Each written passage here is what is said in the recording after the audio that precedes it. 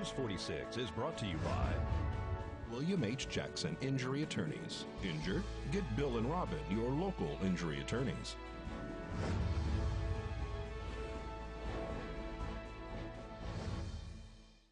Well, a local woman who was reportedly evicted from her home left some evidence behind that has got her in some legal trouble.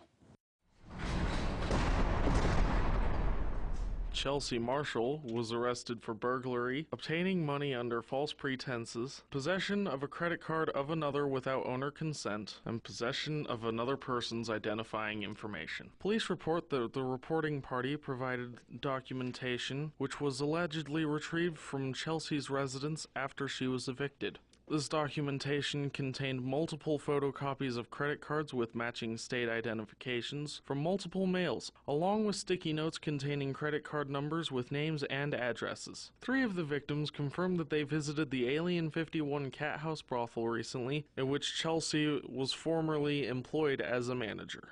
Chelsea entered into a jewelry appraisal consulting business and provided the owner with a small amount of gold. Police say that Chelsea's father had reported approximately $3,000 worth of gold stolen, in which he believed Chelsea to be the suspect. The business owner allegedly paid Chelsea for the amount of gold.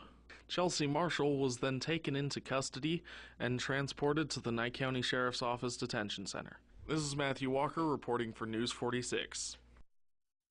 And police arrested another woman for allegedly taking a gun from her friend's vehicle at the Pahrump Nugget. Megan Otterstrom has been arrested for possession of a firearm by a prohibited person, possession of a stolen firearm, and grand larceny in the location of the Pahrump Nugget on September 16th. Nye County Sheriff's Office deputies advised that a reporting party called dispatch to report that his firearm had been stolen from his vehicle. He said that he had a female friend who he identified as Megan Otterstrom, who went to his vehicle for a short time while he was inside the casino. She returned with the keys to his car. When he went outside, he noticed that his pistol, which was under his center console, was missing. Police found Otterstrom in the area of the Pahrump Nugget. After making contact with her, she admitted that she had the gun inside her purse. Police found a high-point 9mm pistol inside the location of Megan's purse and confirmed that that was in fact the stolen weapon. Megan Otterstrom was transported to Nye County Sheriff's Office Detention Center. And in today's Home Matters, Mike talks about where to begin when it's time to look for a new home. Home Matters is brought to you by Trish Rippey Realty, 775-727-4343.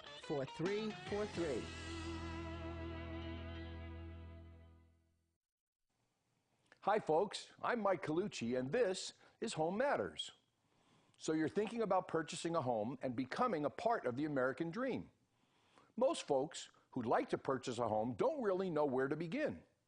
Approximately 90 to 95% of all home buyers will be obtaining a mortgage to purchase their new home.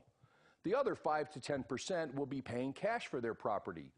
If you're one of the 5 to 10%ers, then this next part does not pertain to you. But the first thing a home buyer should do is find a lender. There are many institutions that do mortgage lending. However, the person you select to work with should be someone who appears knowledgeable and someone who will work hard for you. Many banks will do mortgages, but they usually have a limited amount of mortgage products, where a mortgage broker has a much broader array of lending options because they have a large number of lenders to work with that may specialize in certain types of loans. Both have their advantages and disadvantages. Once you've determined how much you can qualify for and how much you'll have to come up with for a down payment and closing costs, the next step is to determine your needs and desires.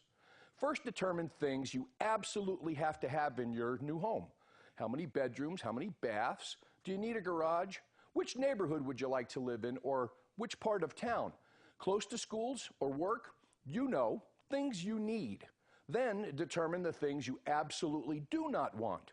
The reason for this is so you can narrow down the number of homes that you look at and make the home shopping experience more productive. For instance, if you absolutely do not want a swimming pool, don't be looking at homes that have one. The next step is to figure out what you'd like to have if within your budget. Things that you'd really enjoy, but if the property lacks, will not necessarily rule out that particular property. Your real estate professional can do a detailed search and find the properties within your budget that meet most or all of your criteria. Now, the fun and exciting part is here. You get to shop for your new home. Next week, we'll talk about finding your home, offering on the property, and the buying process in general. This has been Home Matters, and if you have any other real estate-related questions, please contact me, Mike Colucci, at 775-764-8211. Thanks for watching and listening. Thanks so much, Mike.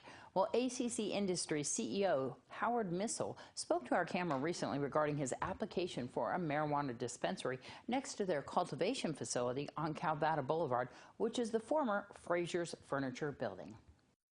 We applied to, the state is allowing one more license here in the county. We hope that we're the ones that are chosen by the state to get the license. But again, you have to be approved by the county as well. So luckily we passed from the county, and I hope that we get the same result from the state. So in the front, we were hoping to have the dispensary at the very front of Fraser Furniture Building. Mm-hmm.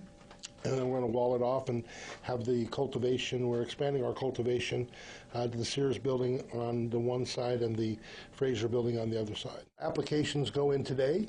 By the end of today, some are already in, and then probably take them 90 days to determine who's going to get the licenses. There's only 36 licenses available for the rest of the state, and I believe there was only one available for Nye County, and so yeah, the competition's pretty heavy. We currently fluctuate between 50 and 60 employees right now. Mm-hmm. I think we're, if we can build out those other facilities, we think we can double that.